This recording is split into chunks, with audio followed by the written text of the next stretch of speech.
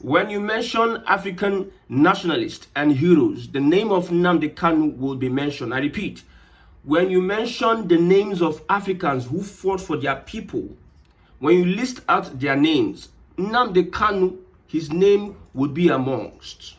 So Nnamdi Kanu is an important figure to Africa and Africa's liberation. He talks about his people and the liberation of his people from the imperialists.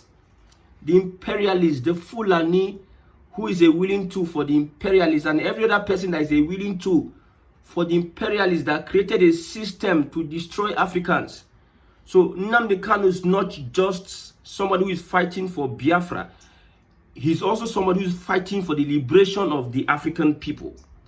Today is 7th of May 2025. Nnamdi Kanu is in court. Now, a different approach by the prosecution council.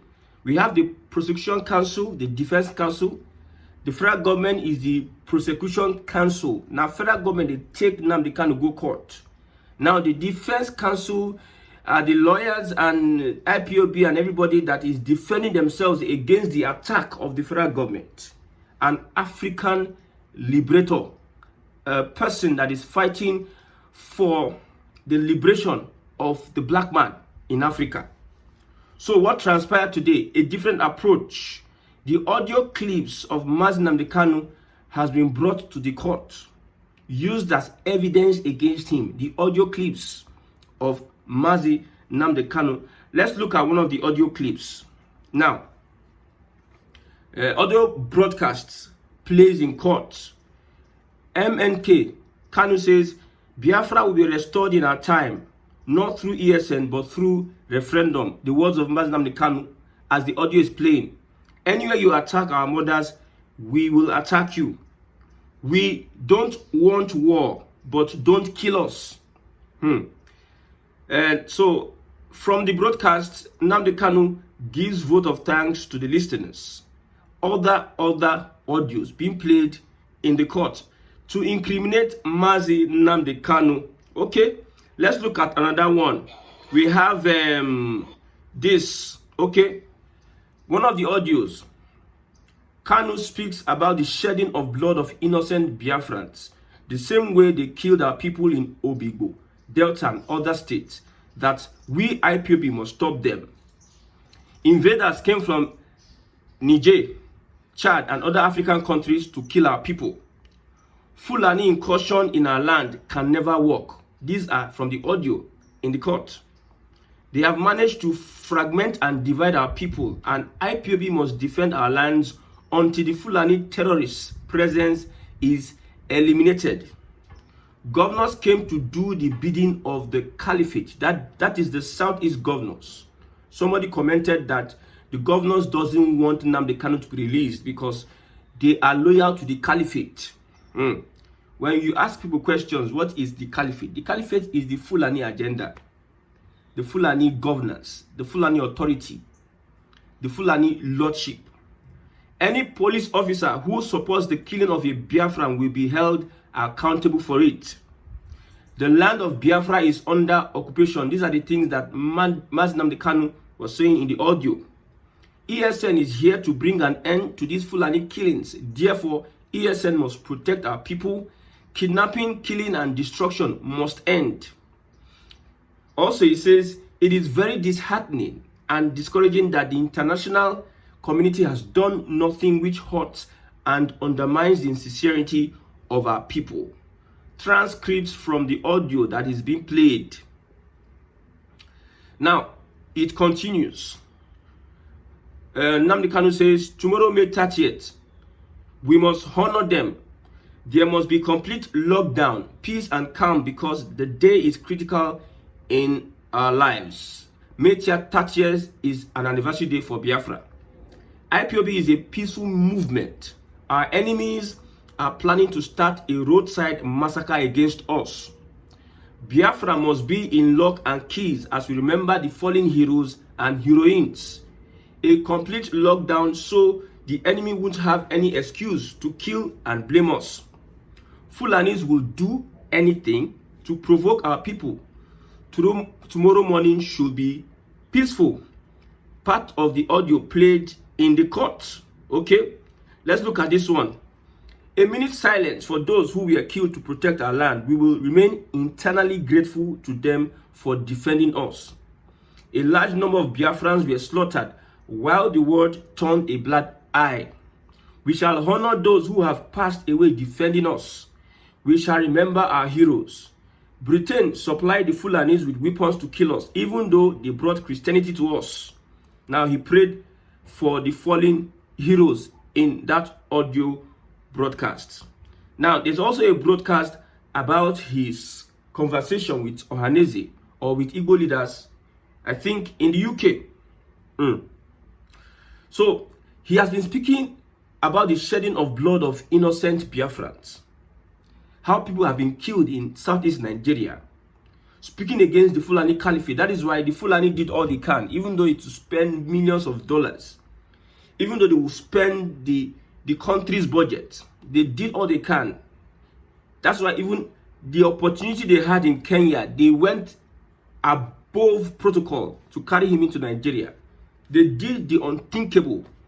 They went against, allegedly, accusingly, they went against international laws to bring in Nnamdi Kanu, that is the Fulani, Malami and co.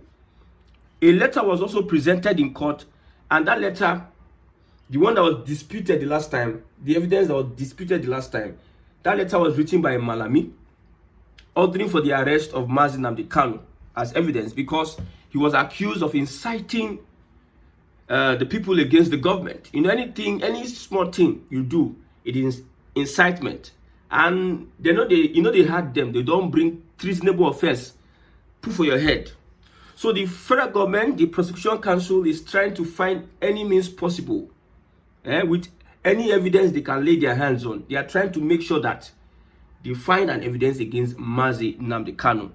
But let's know that most of these allegations, most of these count charges have been struck out by a competent court of jurisdiction.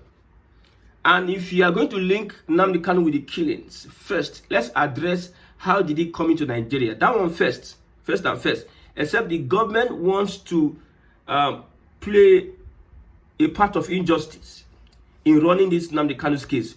Don't forget that it is the Igbos that are in DSS custody. The whole Igbo nation. Forget all these leaders, forget all these governors, forget them. The Igbos are in DSS custody. Whatever that is done to Nnamdi Kanu is done to the Igbos, yet again.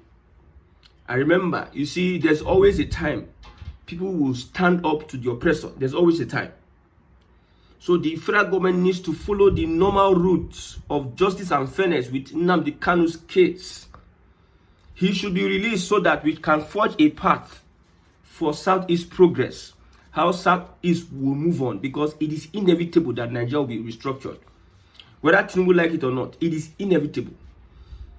You see, the signs are showing this is an appointed time for people like Sunday Igboho, Akintola, for people like Nnamdi Kanu and others to rise up at this particular point in time. Tells you a lot about how Africa must be free by force. For people like Ibrahim Traore to rise up, these young men at this point in time, tells you that this is an appointed time for Nigeria to get restructured. We know that the presidency, Parliament Tinubu, they are using the opportunity they have in power to empower the Southwest. We know that. That one is not a hidden thing. We know that the Southwest are very much well empowered under Tinubu's regime. Like the way Northerners, especially people from Katsina, Buhari's home state, were empowered during Buhari's regime. That is an APC legacy. Nepotism, it is APC legacy. We agree with that. Nobody's arguing with anybody. But upon that, we know that Nigeria has limited time because it has to restructure. Nigeria is the focal point of, I think, Africa holds the last civilization. The world is going to end in Africa. That is why everybody, you see, all this shaking happening between China and US, this and that. At the end of the day, Africa will become a world power. At the end of the day, it may not be in my time and in your time, but we will plant seeds, we will sow seeds. The earliest civilization from Africa. Because I don't know why people look down on themselves, even though Nigerians, they move too much. I don't know why people look down on themselves. So Nnamdi Kanu is a national treasure. Nnamdi Kanu is not just an ordinary Biafran or an ordinary Igbo man. Mind you, Nnamdi Kanu was fighting for one Nigeria before, until he realized and looked at some things and said, well, this system, my brother, Nigeria would have been a better place. But you see, the foundation, the people controlling Nigeria from behind the scene, they have what it takes. They are empowered. They are gaining from the I don't know, the unfortunate thing. See, they are gaining from the sufferings of Nigerians. If Nigeria is not industrialized, they are happy. It is to their benefit. If the economy is not moving forward, it is to their benefit. If Nigerians are slaves, it is to their benefit. If we are practicing democracy, which is a scam, it is to their benefit. So whatever evil that is happening to us, it is to their benefit. So they are setting standards for us.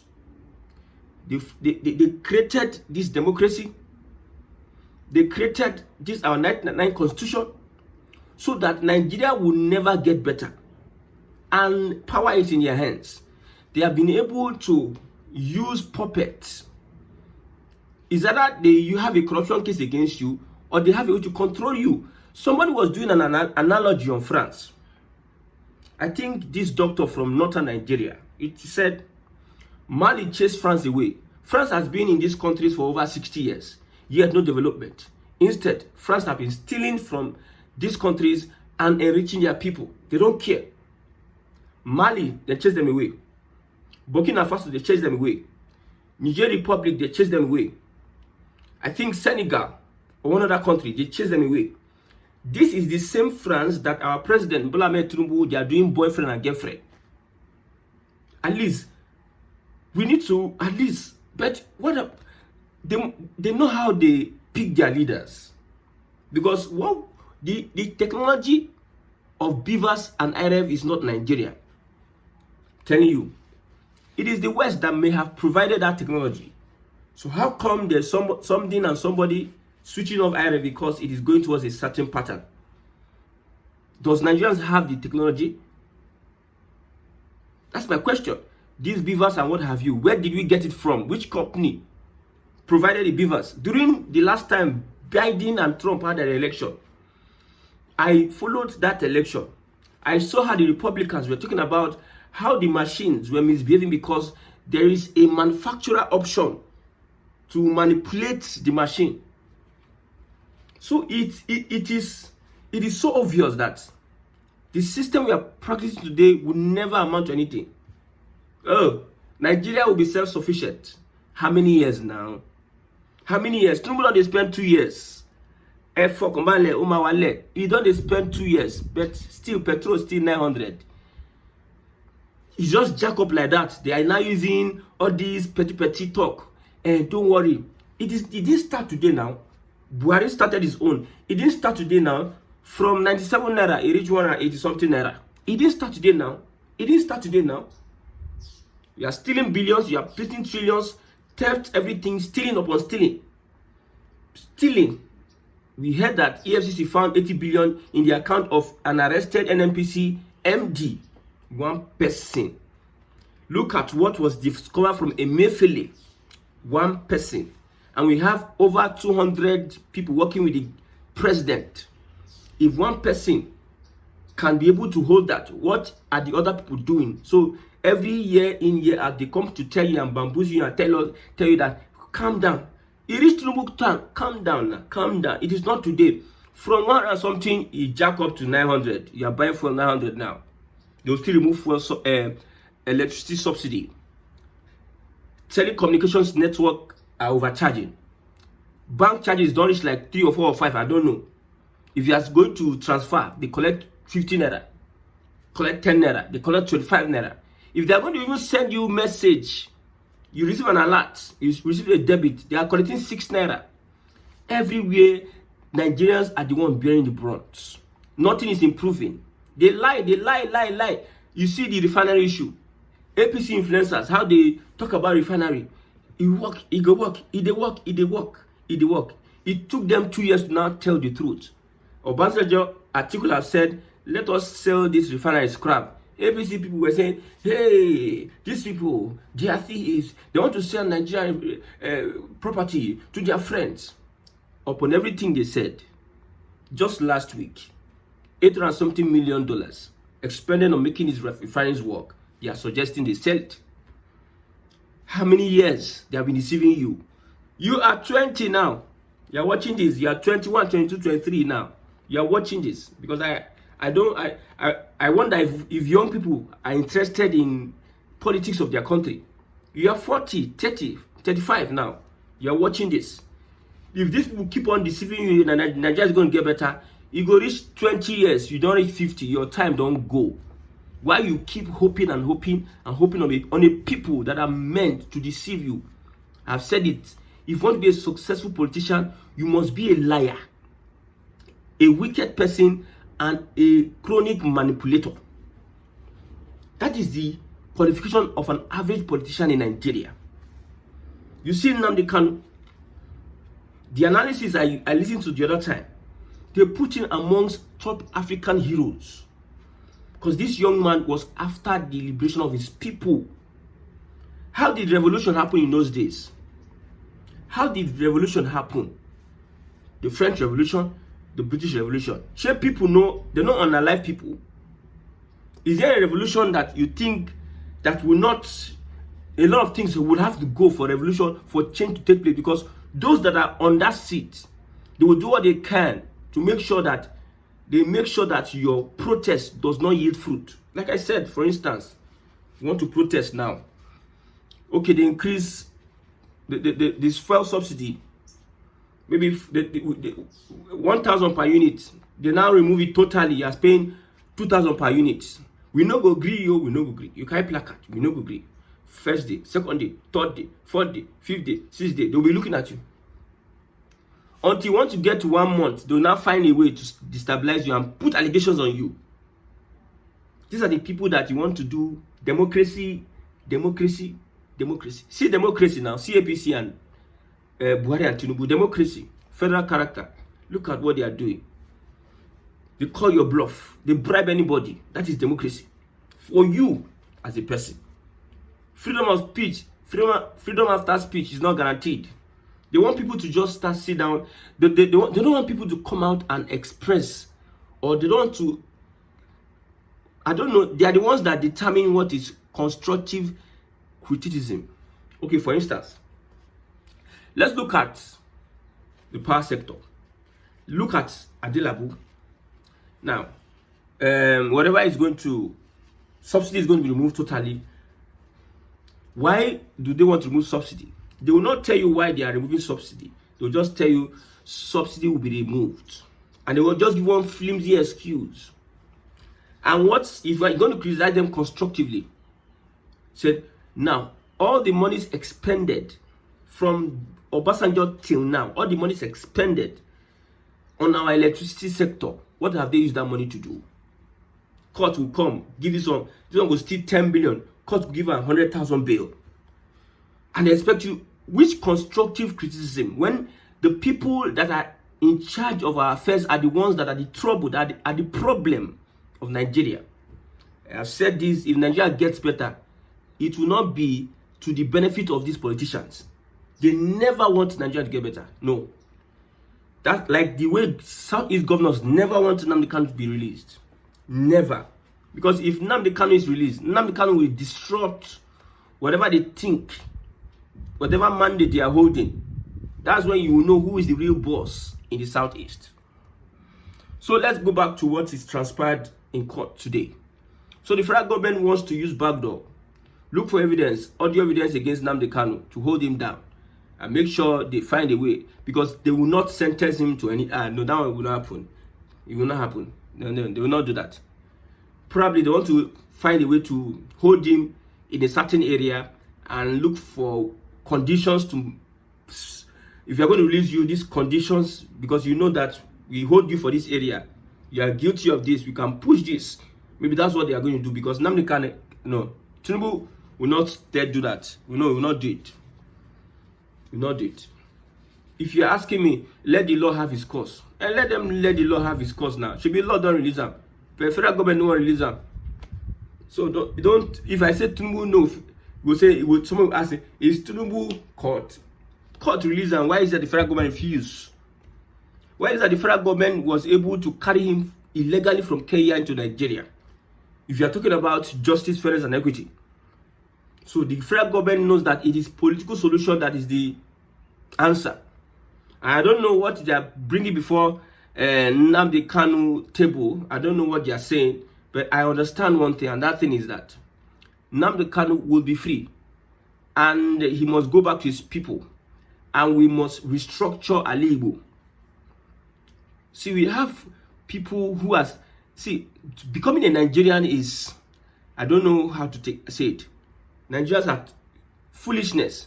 When you see people speak, talk about policies and react to some of the things the government is doing, you just get mad. You just get mad because, so let me read this. Federal government played some of the Radio Biafra broadcast and videos made by Nnamdi Kanu in court to establish an allegation of terrorism preferred against him. The broadcast and video documents, which were marked as exhibits, were tendered through the second prosecution witness, identified as BBB, before Justice James Omotosho of the Federal High Court in Abuja. BBB, who testified behind screen, provided by the court, said Kanu admitted making the broadcast and the videos while being led in evidence by federal government lawyer Chief Adegboyega Awomolo. So one of the radio broadcasts made by Kanu on Biafra 2020 NSAS protests, in a live broadcast, Kanu was heard calling on the youth to attack the police officers and soldiers anywhere they were found. So this is an evidence presented in court. We'll be back for any other development we have been able to gather from Nnamdi Kanu's prosecution by the federal government.